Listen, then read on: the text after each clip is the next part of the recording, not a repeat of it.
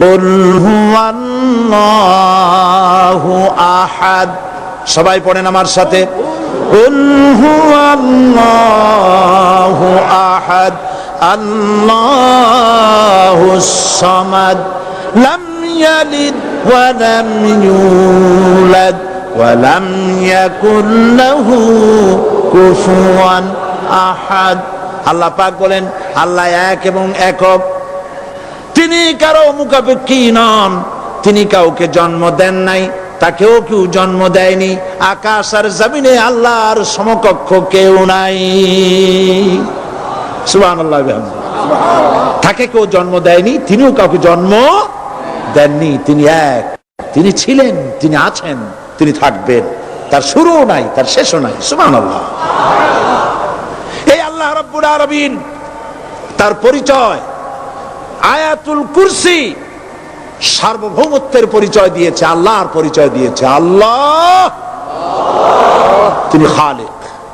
মানব সৃষ্টির এবং পৃথিবীর সৃষ্টির ইতিহাস ঘাটলে মানুষের যদি কিসমত ভালো থাকে, তাহলে আল্লাহর সান্নিধ্য, আল্লাহর অস্তিত্ব সম্পর্কে জ্ঞান তাকে আল্লাহ পাক দান করে দেন। সুবহানাল্লাহ। পৃথিবীর সৃষ্টির ব্যাপারে বুদ্ধিজীবীরা কি বলছেন দেখুন। পৃথিবীর সৃষ্টির ব্যাপারে বিজ্ঞানীরা বলছেন যে এই পৃথিবী এরকম ছিল না। তো কি রকম ছিল? এইটা সূর্যের পাশ থেকে একটা উজ্জ্বল শক্তিশালী জ্যোতিষ্ক দারুণ ফোর্স নিয়ে যাচ্ছিল। সেই ফোর্স সহ্য করতে না পেরে সূর্যের একটি দুর্বলতম অংশ সূর্য থেকে ছিটকে মহাশূন্যে পড়ে গেল, আর ঘুরতে ঘুরতে এই পৃথিবীর অস্তিত্ব লাভ করলো। বিজ্ঞানের এই কথা যদি বিশ্বাস করতে হয়, তাহলে আমাকে বলতে হয় এখন তো মানুষেরা আর পৃথিবীতে ধরছে না, ঠিক কিনা? কথা বলছেন না কেন? মানুষ পৃথিবীতে এখন ধরতেছে। বিভিন্ন দেশ খালি বলতেছে মানুষ কমাও, সন্তান কমাও, বিভিন্ন পদ্ধতি গ্রহণ করো, আর মানুষ বাড়ায়ও না। আল্লাহ পাক বলছেন, আল্লাহু লা ইলাহা ইল্লা হুয়াল হাইয়ুল কাইয়্যুম।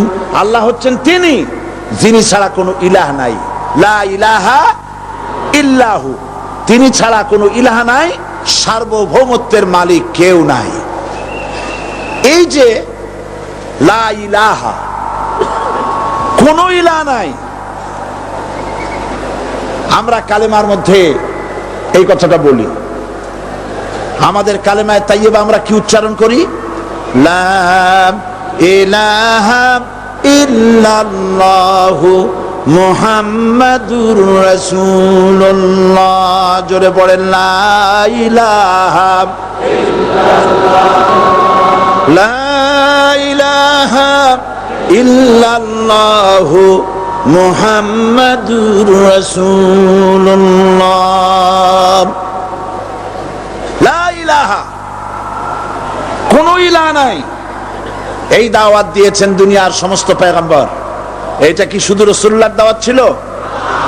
সমস্ত নবীদের স্লোগান ছিল একটা। সমস্ত নবীদের স্লোগান ছিল কয়টা? সবাই বলুন, কি সেই স্লোগান? লা ইলাহা ইল্লাল্লাহ। কোরআন শরীফের ভিতরে ইলাহ শব্দ 147 বার এসেছে। লা ইলাহার অর্থ যদি এই হয়, কোনো উপাস্য নাই আল্লাহ ছাড়া, কোনো মাবুদ নাই আল্লাহ ছাড়া, মুহাম্মদ সাল্লাল্লাহু আলাইহি ওয়াসাল্লাম আল্লাহর প্রেরিত রাসূল, তাহলে তো এত ঝঞ্ঝাট হওয়ার কথা ছিল না। আপনারা বলেন, নবীরা যখনই এই দাওয়াত দিয়েছেন লা ইলাহা ইল্লাল্লাহ, তখন সংঘর্ষ হয়েছে কিনা? হয়েছে কিনা? বাধা আসছে কিনা? তাহলে এই কথাটা কি, যার কারণে এরকমের বাধা আসে? লা ইলাহা ইল্লাল্লাহ, এর চাইতে বিপ্লবাত্মক, এর চাইতে রিভলিউশন সৃষ্টিকারী কথা আল্লাহর আকাশের নিচে জমিনের উপরে আর একটাও হতে পারে না। লা ইলাহা ইল্লাল্লাহ। ইলাহ শব্দের অর্থ শুধু উপাস্য আর মাবুদ নয়। ইলাহ শব্দের অর্থ হচ্ছে আইনদাতা, ইলাহ শব্দের অর্থ হচ্ছে শাসনকর্তা, ইলাহ শব্দের অর্থ হচ্ছে বিধানদাতা। তো লা ইলাহা যখন একটি লোক ঘোষণা করে, তার অর্থ দাঁড়ায় কোনো আইনদাতা নাই, বিধানদাতা নাই, শাসনকর্তা নাই, কারো আইন মানি না, বিধান মানি না, শাসন মানি না, আল্লাহ ছাড়া। কে ছাড়া? আল্লাহ ছাড়া। এই কালেমার দাওয়াত যখন পয়গম্বররা দিয়েছেন, তখন 3 শ্রেণীর লোকেরা বাধা দিয়েছে। বলেন কয় শ্রেণী? সবাই বলেন। 3 শ্রেণীর লোকেরা বাধা দিয়েছে। লক্ষ্য করুন। 1 নম্বরে বাধা দিয়েছে রাষ্ট্র শক্তি। 1 নম্বরে বাধা দিল কারা? 2 নম্বরে বাধা দিয়েছে ধনাঢ্য ব্যক্তিবর্গ। 3 নম্বরে বাধা দিয়েছে যারা কায়েমি স্বার্থবাদী ধর্মীয় শক্তি। এই 3টি শ্রেণী সমস্ত নবীদেরকে বাধা দিয়েছে। সেই বাধা অতীতে যারা দিত এখন আর দেয় না, নাকি? এখনো দেয়।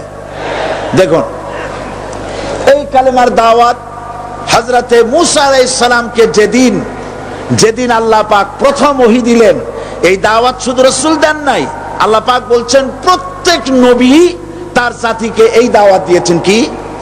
আল্লাহ রাব্বুল আলামিন বলেন সকল নবী তার কওমকেই বলে দাওয়াত দিয়েছেন, ইয়া কওমি ইবুদুল্লাহা মা লাকুম মিন ইলাহিন গায়রু। হে সম্প্রদায়, আল্লাহ ছাড়া কোনো ইলাহ নাই, তার ইবাদত করো, তারই দাসত্ব করো, তার গোলামি করো। আল্লাহ পাক মূসা আলাইহিস সালামকে যখন নবুয়ত দিলেন, প্রথম যে ওহী এলো, প্রথম ওহীটাই ছিল ইন্নানি আনাল্লাহ লা ইলাহা ইল্লা আনা ফা'বুদনি ওয়া আকিমিস সালাতা লিযিকরি। নিশ্চয়ই আমি আল্লাহ, আমি ছাড়া কোনো ইলাহ নাই, আইনদাতা নাই, বিধানদাতা নাই, সুতরাং আমার দাসত্ব করো এবং আমার শরণার্থে নামাজকে প্রতিষ্ঠা করো। মূসা আলাইহিস সালামকে আল্লাহ পাক ওহী দিয়ে তাকে পাঠালেন। কোথায় পাঠালেন? আল্লাহ পাক বলেন, ইযহাব ইলা ফিরআউনা ইন্নাহু তাগা। গোটা কওম নাফরমান, আল্লাহর আইন কেউ মানছে না। গোটা কওমের কাছে না পাঠাইয়া আল্লাহ পাক সর্বপ্রথম মূসা আলাইহিস সালামকে দাওয়াত নিয়ে কার কাছে পাঠালেন? ফেরাউনের কাছে। কারণ ফেরাউন হচ্ছে রাষ্ট্রশাসক। ফেরাউন কি? রাষ্ট্রশাসক। হযরতে মূসা আলাইহিস সালাম ফেরাউনের কাছে গেলেন আর দাওয়াত দিলেন, ফেরাউন পড়ে নাও, লা ইলাহা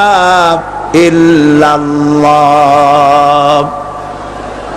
একটি কথা আপনাদের মনে রাখতে হবে, দুনিয়ার কোন ফেরাউন, কোন নমরুদ, কোন সাদ্দাত, কোন হামান কেউ বলে নাই যে আমি আল্লাহ, আমি রাজ্জাক, আমি খালেক, আমি পৃথিবী সৃষ্টি করেছি। কথা কেউ বলেছে? কেউ বলে নাই। কি বলেছে তারা? ফেরাউন বলেছে, মা আলিমতু লাকুম মিন ইলাহিন গায়রি, আমি তো জানি না আমি ছাড়া আরো কোনো ইলাহ আছে, এ কথা আমার জানা নাই, সুতরাং আমি হচ্ছি ইলাহ, আর তুমি বলছো লা ইলাহা। তার মানে হচ্ছে ওই সময় পয়গম্বরেরা, আল্লাহর নবীর সাহাবীরা, তারা জানতেন যারা কিসের দাওয়াত দেই, আর যারা শুনতো তারাও বুঝতো কিসের দাওয়াত শুনতেছি। আজ আমার দেশে একই কালেমার দাওয়াত দেওয়া হয়, কিন্তু মানুষেরা বুঝতে পারে না কি শুনতেছি। ভাষা জানার ব্যাপারে, বোঝার ব্যাপারে হলো আসল বিষয়। এটা বুঝাতে গিয়ে আমি মাঝে মধ্যে একটা দৃষ্টান্ত দেই এভাবে। একজনের একটা রেশনের দোকান ছিল, সেই দোকানে তার একটা ময়না পাখি ছিল, আর ময়না পাখিকে কথা শেখানো যায় সেটা তো আপনারা জানেন। জি, ময়নাকে শিখায়েছে যে লাইন করুন, এক এক করে আসুন। ময়না এই কথা শিখেছে। সকালবেলায় যখন রেশনের দোকানে ভিড় পড়ে গেছে, তখন ওই পাখি খাঁচার মধ্যে বসে বলছে লাইন করুন, এক এক করে আসুন। একদিন খাঁচার দরজা খোলা পেয়ে পাখি উড়ে গিয়ে গাছের ডালে বসেছে। আশেপাশে যত পাখি ছিল তারা চিন্তা করলো এই রকমের পাখি তো কখনো দেখি নেই। ময়না তো দেখতে কাকের মতো না, শালিকের মতো না, দেখতে একটা ভিন্ন রকম। ওরা এসে চতুর্দিক থেকে এই নবান্ত, এই যে নতুন এসেছে, ওরে ঠোকরানো শুরু করেছে চতুর্দিক থেকে। ঠোকরানি খেয়ে ময়না বলতেছে লাইন করুন, এক এক করে আসো। এখন ময়না তো বোঝে না যে কি বলতেছি, আর যে পাখিরা ঠোকরাচ্ছে তারাও তো বোঝে না যে কি শুনতেছি। ময়না যদি বুঝতো যে আমি কি বলি, সবাই মিলে ঠোকরায়, তাই জান বাঁচে না, লাইন করে ঠোকরাইলে তো কলজে যাবে, সব ঠোঁটে ঠোঁটে চলে আসে, বুঝে নেই। আমাদের অবস্থা তাই হয়েছে। সুতরাং এই কালেমার দাওয়াত যখন হযরতে মুসা আলাইহিস সালাম দিলেন, ফেরাউন বলল আমি তো জানি না যে আমি ছাড়া আরো কোন ইলা আছে, আইনদাতা তো আমি, তুমি নতুন কোথা থেকে আইনদাতা নিয়ে আসছো? ফেরাউন বলছে দেখো, আমারে বাদ দিয়া যদি অন্য কাউকে ইলাহ বলে তুমি মানো, আর সেই শিক্ষা যদি জাতিকে দাও, তাহলে আমি তোমাকে ধরে লাআজআলান্নাকা মিনাল মাসজুনিন, আমি তোমাকে কারারুদ্ধ করব, আমি তোমাকে জেলখানায় ঢুকিয়ে দেব। রাষ্ট্র শক্তি প্রথম বাধা দিল কারা? বলেন সবাই। সেই বাধা কি ওখানে শেষ হয়েছে না এখনো আছে? আছে কিনা জোরে বলেন। আমি তোমাকে জেলখানায় ঢুকাবো। হযরতে মুসা আলাইহিস সালাম বলেন ফেরাউন রে, জেলের ভয় আমি করি না, আমাকে জেলের ভয় দেখায়া লাভ নাই, আমি আল্লাহ পাকের পয়গম্বর হযরতে মুসা আলাইহিস সালাম।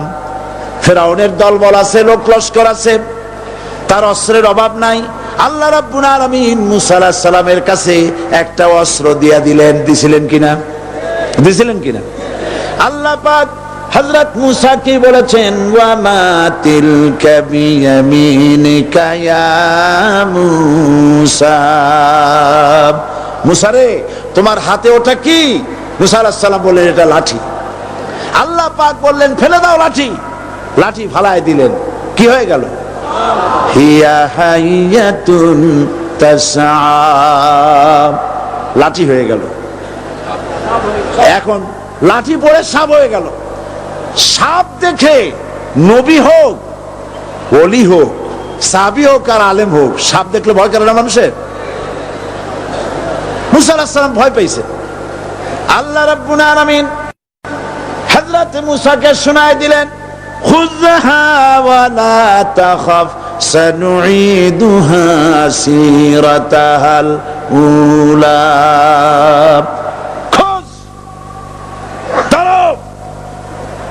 লা তাখাফ, ভয় পেও না। আল্লাহ বলছেন ধরো, ভয় পেও না। ধরার সঙ্গে সঙ্গে স্বাভাবিক অবস্থায় ফিরে আসবে, আবার লাঠি হয়ে যাবে। এখন আল্লাহ বলছেন ধরো, মুসা আলাইহিস সালাম কি ভয় পাওয়া উচিত হবে? আর উচিত হবে? মুসা আলাইহিস সালাম কি ভয় পাইছিলেন? কারণ হচ্ছে এই দুশমনের শক্তিটা খুব বড়ই দেখা যায়, মনে হয় যেন অনেক বড়, কি জানি কি। আল্লাহ পাক বলছেন ইন্না কাইদা শায়তানে কানা দাঈফা, শয়তানের চক্রান্ত যতই তুমি মনে করো অনেক ষড়যন্ত্রের জাল বিস্তার হয়ে আছে, আল্লাহ কয় কিছুই না, দাঈফা অত্যন্ত দুর্বল। আল্লাহ পাক বললেন ধরো, মুসা আলাইহিস সালাম সাপ ধরলেন, সঙ্গে সঙ্গে লাঠি হয়ে গেল। ফেরাউন বরদাস্ত করলো না, রাষ্ট্রশক্তির পক্ষ থেকে আক্রমণ শুরু হলো। অপরাধ কি? মুসা আলাইহিস সালামের অপরাধ কি? কি অপরাধ? মাশাআল্লাহ, বুঝতে পেরেছেন। অপরাধ হচ্ছে তিনি বলেছেন লা ইলাহা, জোরে বলেন লা ইলাহা ইল্লাল্লাহ। এই কালেমাকে আজ আমরা ভিক্ষার বুলি বানাইছি। এটা হলো সার্বভৌমত্বের বুলি, এটা হচ্ছে আল্লাহ পাকের সার্বভৌমত্বের কথা। আজ আমরা মানুষের কাছে আমরা শুনি, মানুষেরা ভিক্ষা চায়, লা ইলাহা ইল্লাল্লাহ, এক মুঠ চাউল দেন, লা ইলাহা ইল্লাল্লাহ 10 খান পাই দেন। এই হচ্ছে কালেমার জিকির। আবার কেউ কেউ জিকির করতেছে লা ইলাহা আস্তে, ইল্লাল্লাহ জোরে, এমন জোরে কলব সাফ করে, কলব তাতে থাকলেও পারে গেলেও পারে। এই কালেমার জার, এর আঘাত পয়গম্বররা মেরেছেন। হযরতে মুসা আলাইহিস সালাম যখন বলেছেন লা ইলাহা ইল্লাল্লাহ,